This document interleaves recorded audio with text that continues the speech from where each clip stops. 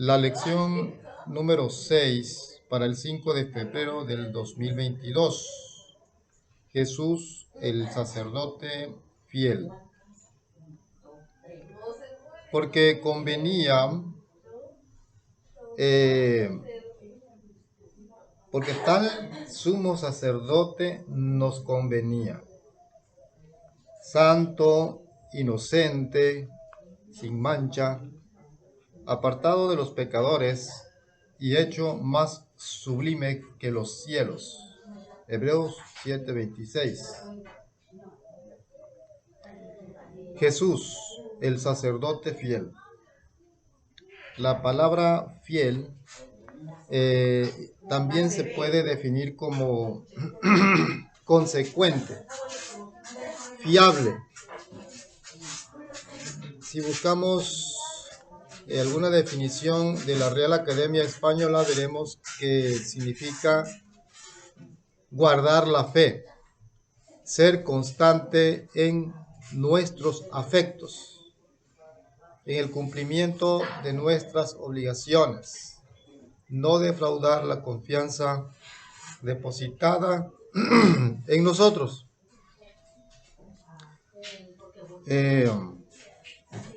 Convenía que fuese así, como fiel, lo que acabamos de definir, consecuente, fiable, que no va a caer en incumplimiento de sus promesas, no va a haber traiciones, no va a haber fraude. Así es como tal sumo sacerdote nos convenía.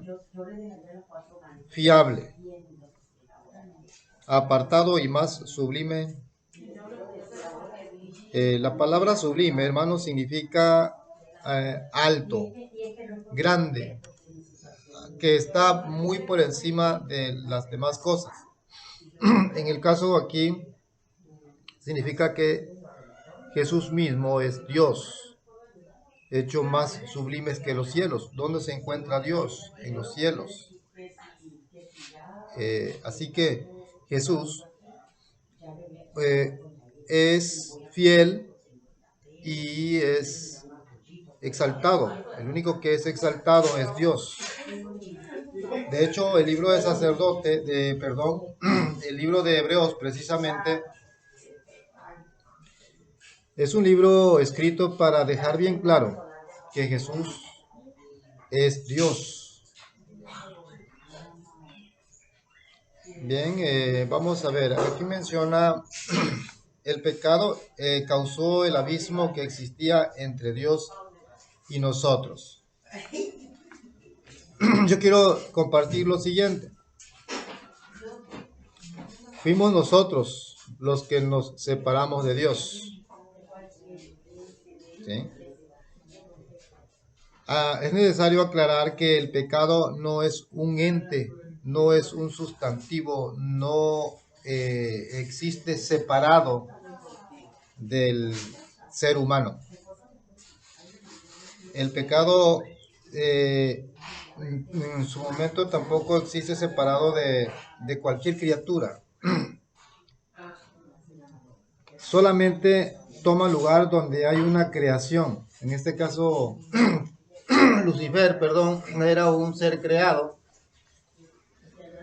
y en él fue hallado pecado, dice la Escritura. Fue hallado el pecado en él, en una criatura. No fue hallado fuera, en el espacio, diríamos. Fue hallado en una criatura. El pecado se encuentra siempre en una criatura. En el huerto del Edén se encontró en Eva, se encontró en Adán. No existe el pecado separado de la criatura. Eso implica que la criatura tiene mucho que ver con el tema del pecado, ¿cierto? El pecado no es un sustantivo, no es un sujeto, no es un ente que tenga existencia propia. Es un acto de la voluntad humana al elegir un curso de acción contrario a la ley de amor. Es una desviación. La palabra de Dios dice, todos fueron desviados a una en Romanos. Ya vamos a dar la cita. Fueron desviados a una. El pecado es una desviación, un acto de la voluntad humana, al elegir un curso de acción contrario a la ley de amor. Cuando elegimos separarnos de Dios, nuestra naturaleza no estaba corrompida. Eva no estaba corrompida, estaba en su estado de perfección, y en su estado de perfección eligió separarse de Dios. Y al separarse de Dios, entonces se contaminó. Su mente, su cuerpo, ella misma contaminó al fruto. El fruto de la ciencia, del árbol de la ciencia de vida y del mal no tenía ninguna mancha, ninguna contaminación. Fue Eva la que contaminó el fruto al tocarlo, porque ella se contaminó al elegir en su estado de santidad. Eligió ella un curso de acción contrario a la ley de amor, y eso fue lo que ocasionó la separación de Dios. En última instancia, nosotros fuimos quienes nos separamos de Dios, y a esa separación de Dios se le conoce como pecado. Pero la idea principal de la parte introductoria de la lección es que el problema se agravó porque el pecado, dice, implicaba la corrupción de nuestra naturaleza. Es lo que mencionábamos. El pecado, el acto de la voluntad humana de apartarse de la ley de transgredir la ley de amor, implicó la contaminación de la naturaleza humana. Entonces, la naturaleza santa, perfecta, en ese estado de perfección, Eva elige desobedecer a Dios. Ella se acerca al árbol, empieza a dialogar, a argumentar con la serpiente.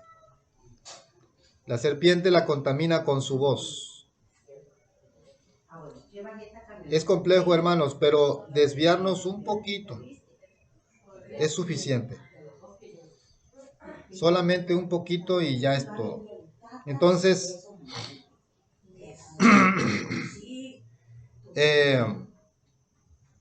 esta naturaleza corrupta, contaminada ya por el pecado, no puede existir en la presencia de Dios. Porque Dios es santo y el pecado no puede existir en su presencia. La santidad de Dios es de tal naturaleza que la rebelión no encuentra lugar ante su presencia. Y el pecado básicamente es rebelión. Es transgredir la ley de amor. Así que, bueno, pues al igual que veamos, el pecado también implica malentendidos.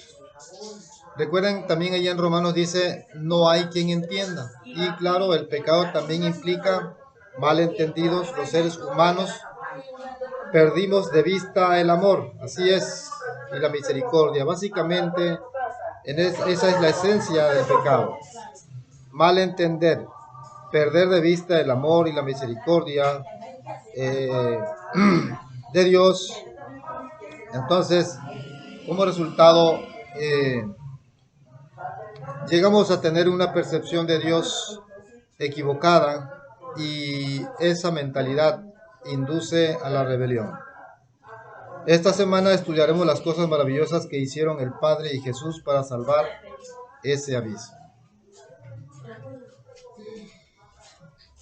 Así que Hebreos capítulo 5 al 7 brinda un análisis cuidadoso del sacerdocio de Jesús.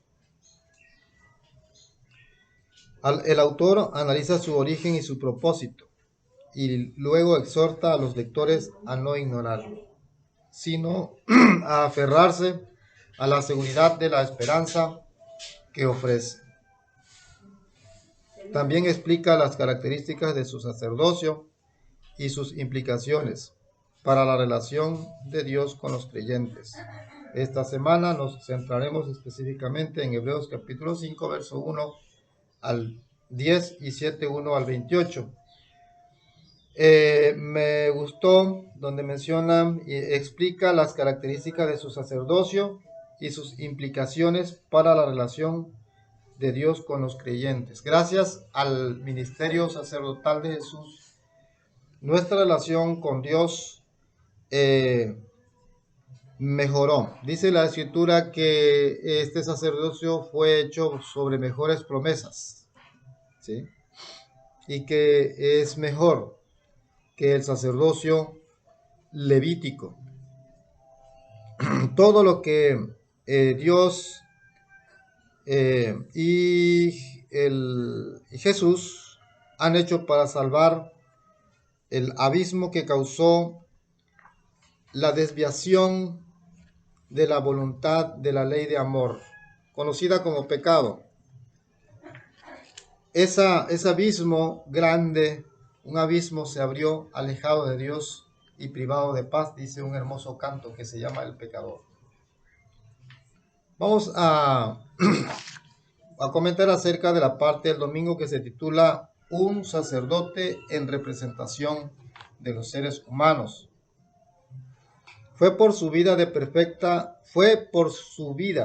una vida de perfecta sumisión a la voluntad de su Padre, y luego su muerte en la cruz. Notemos, una vida de perfecta sumisión a la voluntad de su Padre. Su vida. Jesús vivió por nosotros. No tan solo murió por nosotros. Él vivió una vida que nosotros jamás podríamos haber vivido ni podemos vivir. La escritura dice: no hay justo ni aun uno, no hay quien haga lo bueno, todos se desviaron a una y se hicieron inútiles. Y ahí al decir todos, es todos. Desde Abel hasta el último ser humano que haya de vivir sobre esta tierra.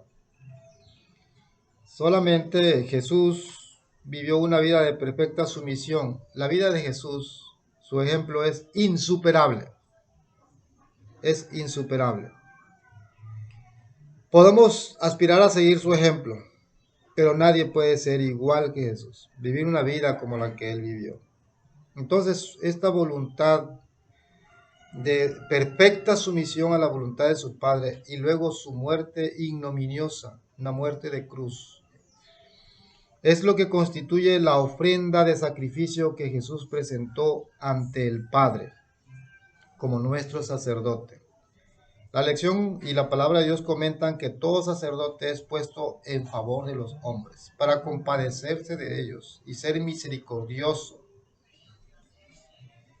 Vaya que Jesús puede cumplir con esas características, ser misericordioso, compadecerse de nosotros y operar en favor de nosotros ante Dios, porque Él fue perfeccionado, Él obtuvo la calificación, las cualidades para venir a ser un sumo sacerdote misericordioso en nuestro favor, por precisamente haber vivido una vida así. Él ahora nos puede representar.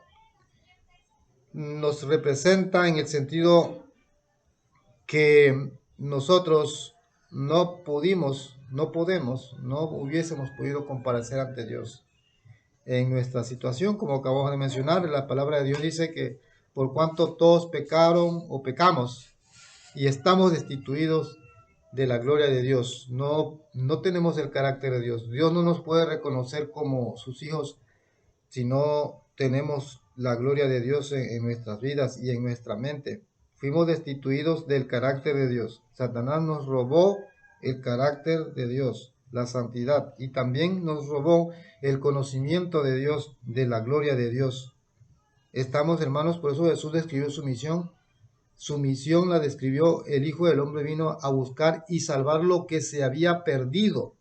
Se perdió la imagen de Dios, la gloria de Dios, de la mente y el carácter del ser humano.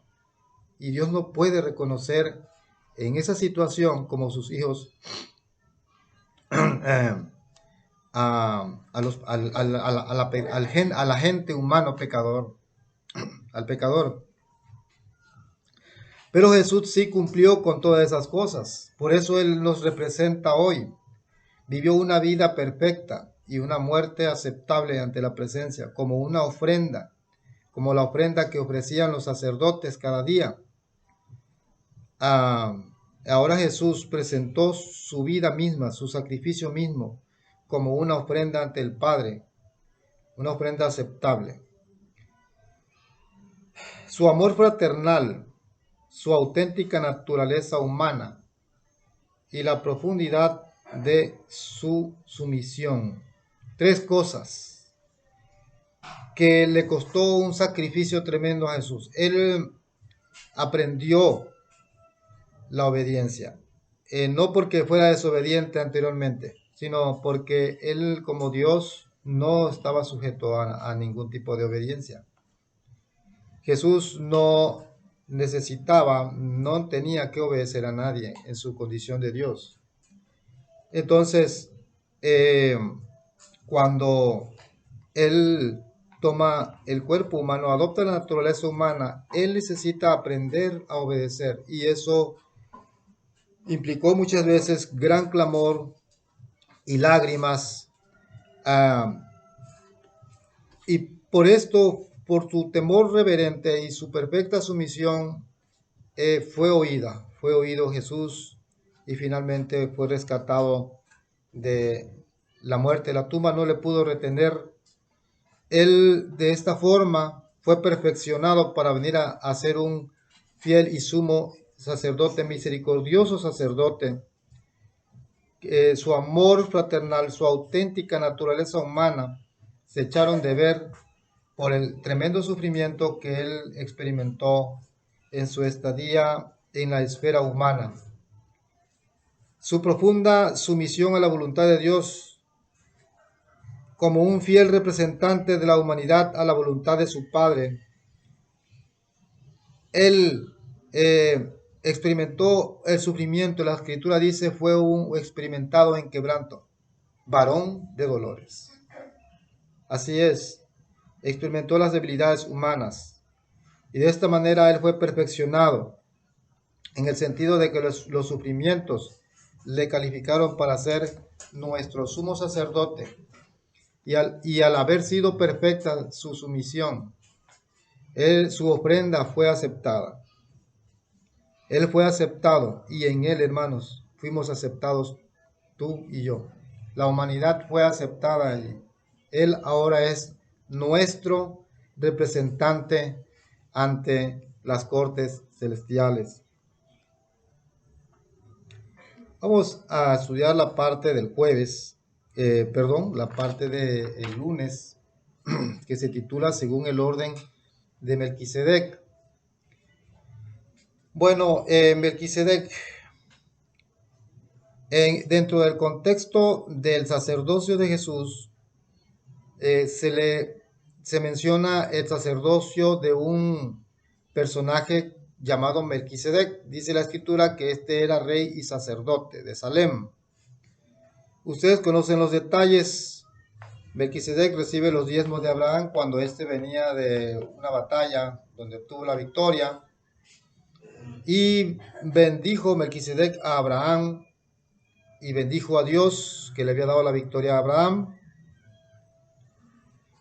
Y la pregunta es, ¿por qué hace referencia a San Pablo con Melquisedec? Pues es que compara el sacerdocio de Jesús con el sacerdocio de Melquisedec. Y hay muchos detalles que considerar, pero básicamente el sacerdocio de Jesús, dice San Pablo, es semejante al de Melquisedec. Pero ojo, Jesús no está sustituyendo alguna especie de sacerdote, de alguna especie de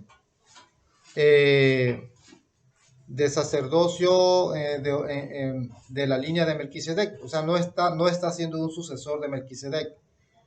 Melquisedec fue un caso aislado aparte, y el sacerdocio de Jesús es también un asunto aparte. no hay ahí un eslabonamiento de sucesión, de sacerdocio. No, es semejante únicamente al sacerdocio de Melquisedec, pero no es el mismo. Ni tampoco Jesús es Melquisedec, o Melquisedec sea Jesús y la misma persona. No, Melquisedec fue un rey sacerdote empleado como un tipo del sacerdocio de Jesús. La escritura de San Pablo menciona específicamente que el sacerdocio de Jesús es semejante al de Melquisedec, pero distinto a la vez. Eso lo podemos notar, eso me gustaría ver esa parte en Hebreos capítulo 7, allí se menciona precisamente que es semejante, pero pues al mismo tiempo distinto. Es decir, semejante significa que es distinto. Ahí está en Hebreos capítulo 7, verso 15. Y esto es aún más manifiesto. Si a semejanza de Melquisedec se levanta un sacerdote distinto. Ahí está en Hebreos capítulo 7, verso 15. Y con eso queda comprobado que el sacerdocio de Jesús es distinto del sacerdocio de Melquisedec. Semejante, sí. ¿Por qué? Porque, en primer lugar, Melquisedec no era descendiente de ninguna tribu de Leví. Y de acuerdo a la ley del sacerdocio, los sacerdotes solamente podían ser aquellos que pertenecían a la tribu de Leví. Y Jesús no perteneció a la tribu de Leví, ¿sí? Sino a la de Judá.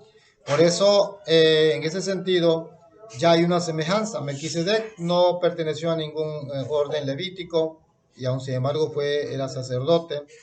Y Jesús tampoco perteneció a la tribu de Leví, no debiera ser conforme a la ley del sacerdocio, no podía ser Jesús un sacerdote.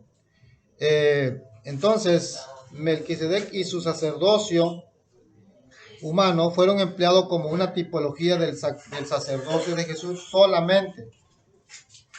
Eso queda bien establecido. Pero hay un punto aquí. Entonces estamos mencionando que el sacerdocio de Jesús es semejante, es distinto al sacerdocio de Melquisedec, que no pertenecían a la ley levítica del sacerdocio. Y eso ya trae un mensaje, que la ley levítica del sacerdocio era temporal. Así es, era solamente temporal y figurativa. Cumplía únicamente un propósito temporal y figurativa, pero con un propósito eterno, hermanos. El propósito era conducir al pueblo a depositar su confianza en Jesús y en su ministerio sumo sacerdotal. Cuando Jesús se presentara, venido al cumplimiento del tiempo, Jesús daría cumplimiento a el verdadero sacerdocio sobre mejores promesas, ¿sí? Un sacerdocio según la base, ¿verdad? Basado en una vida indestructible, un sacerdocio eterno y hecho perfecto como Jesús mismo. Así que,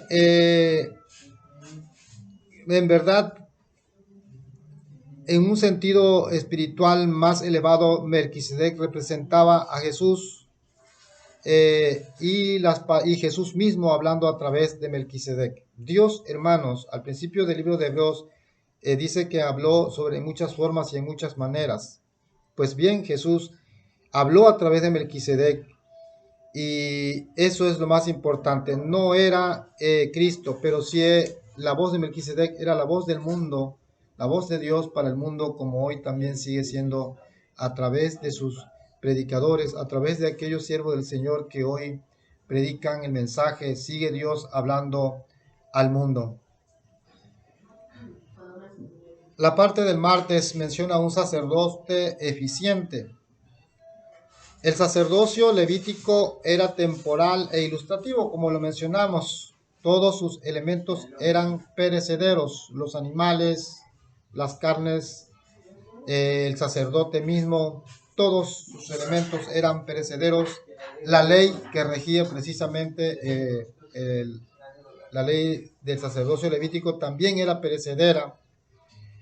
conducirían, como mencionamos hace unos momentos, inducirían al pueblo a depositar su fe en el ministerio sacerdotal de Jesús, el verdadero Cordero que quitaría el pecado del mundo. Juan 1:29.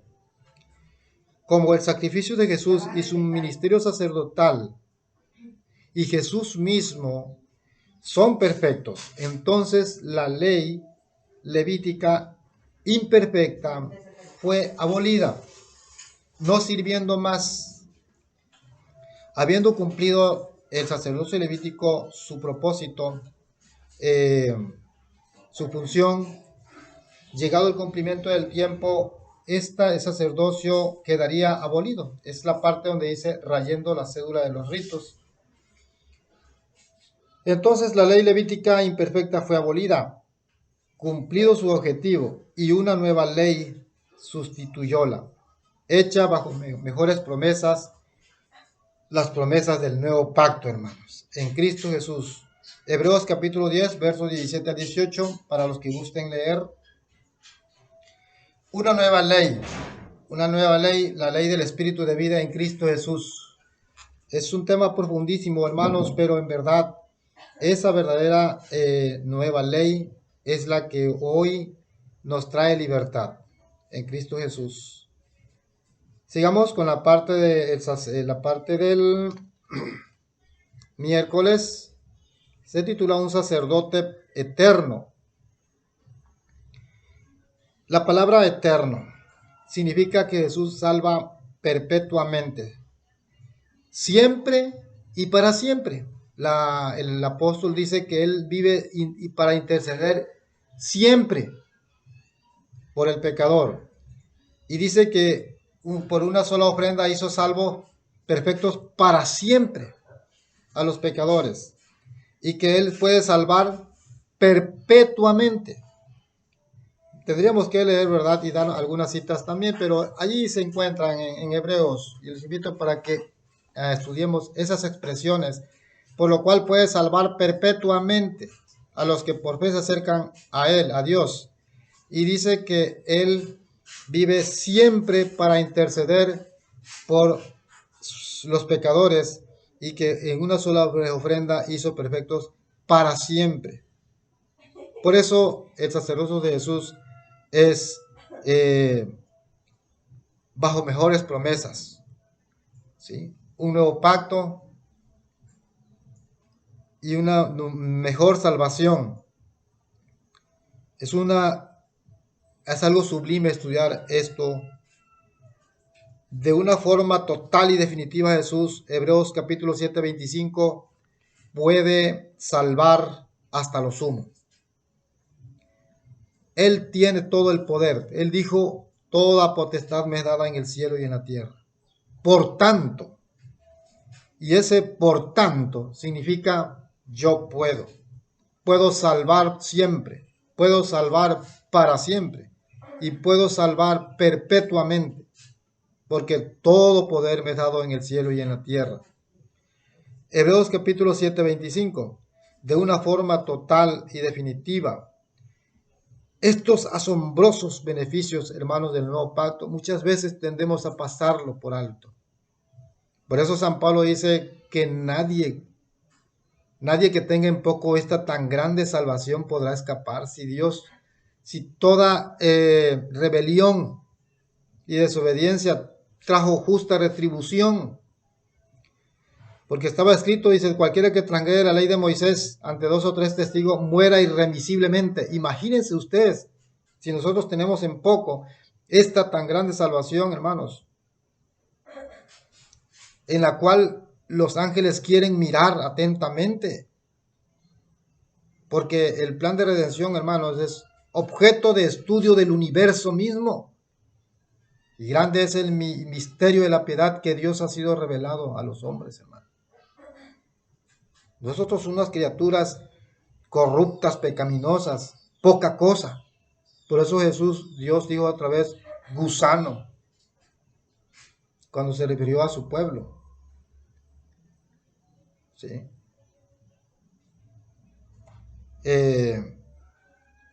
Asombrosos beneficios. Su vida pura en nuestro lugar. Mencionábamos que Jesús no tan solo murió por nosotros, nosotros hacemos mucho énfasis en la muerte de Cristo por nosotros, sí, hermano, pero Jesús vivió por nosotros también.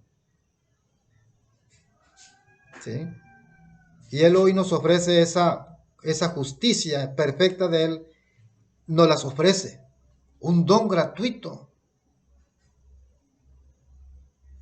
¿Sí? Y al andar en Él nosotros podemos aspirar, por eso menciona que nosotros no somos de los que retrocedemos, sino de los que mantenemos la paciencia. Y la paciencia nos es necesaria, ya lo estudiamos la semana pasada, para que una vez habiéndonos mantenido, ¿verdad?, firmes, obtengamos la recompensa. Hoy nosotros somos llamados a permanecer en Él, Él lo dijo, permaneced en mí y yo en vosotros, y llevaréis mucho fruto. Hermanos, muchas almas se perderán por no permanecer. ¿Y saben por qué no permanecieron? Por incredulidad. La semana pasada vimos precisamente cómo contagia la incredulidad la fe. 10 hombres fueron capaces de hacer dudar a todo un pueblo. Y dice, y perecieron sus cuerpos, quedaban en el desierto por su incredulidad.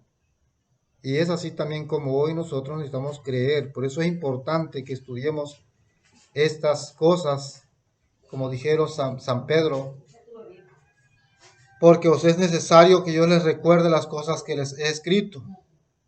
La vida pura en nuestro lugar y su victoria sobre el pecado. Su victoria sobre el pecado, hermanos, nos ofrecen un valor inexpugnable ante el Padre. Jesús tiene la autoridad de decir, Padre mío, mis manos, Padre mío. Cuando un pecador clama por el perdón, ¿recuerdan ustedes como aquel publicano que decía, Dios, ten compasión de mí, que soy pecador? Y Jesús, hermanos, por su vida pura, por lo que padeció y por la obediencia que aprendió y por su temor reverente, hoy Jesús tiene un valor inexpugnable. Esas cosas tienen un valor inexpugnable ante la presencia de Dios cuando Jesús intercede por nosotros. Él perdona y libra del pecado. No tan solo nos perdona, nos da el poder para librarnos del poder del pecado y finalmente de la presencia del pecado, no tan solo en nuestra vida, sino en el universo. Él nos recrea. ¿Sí? Y quitaré de ustedes ese corazón de piedra y pondré en ustedes un corazón de carne. No es una mejoría del corazón. No, lo quitaré. ¿Sí? Haré que anden en mis mandamientos. Es una cosa tremenda, hermano. Dios mismo dice, ustedes no pueden. Entréguense a mí, denme todo y yo lo voy a hacer. Así que la salvación yo le diría salvación por entrega. Es otra forma de decir salvación por fe. Podríamos decir justificación por entrega. Sí, justificación por entrega, hermanos. Pero cómo le cuesta a la naturaleza humana pecaminosa entregarse. Tiene todos los elementos, tiene todas las cualidades, lo tiene todo el equipo, toda la artillería, toda la estrategia la llevó a cabo para que hoy Él pueda ser un fiel y sumo sacerdote, hermanos, poderoso para salvar. Vino a ser perfeccionado para ser autor de eterna salvación. Un sacerdote intercesor a favor de los hombres. A quien le fue dado todo el poder en el cielo y la tierra. Mateo 28, 18. Él, hermanos, es el sacerdote fiel. No incumplirá sus promesas. No descansará hasta que arregle todo. ¿Recuerdan ustedes el caso de Booz con Ruth? ¿Qué le dijo Noemí a Ruth? Este hombre no va a descansar hasta que arregle todo este asunto hoy mismo. Y así es Jesús, hermanos. El que Él ha empezado su obra en nosotros la perfeccionará hasta el día de su venida. Entonces, es la garantía. Con su vida santa, pura, sin mancha, con su muerte en la cruz, Él cumplió, demostró que es capaz de primero morir, pero Él, como fiel garante, cumple sus promesas. Él no incumplirá. Nuestro Jesús, sacerdote fiel, hoy, hermanos, intercede por nosotros. Cristo está alerta, conoce todas nuestras aflicciones, nuestros peligros y nuestras dificultades, y llena su boca con argumentos en nuestro favor. Adapta su intercesión a las necesidades de cada alma, como lo hizo en el caso de Pedro. Nuestro abogado llena su boca con argumentos para enseñar a los suyos probados y tentados, a fin de que estén firmes contra las tentaciones de Satanás.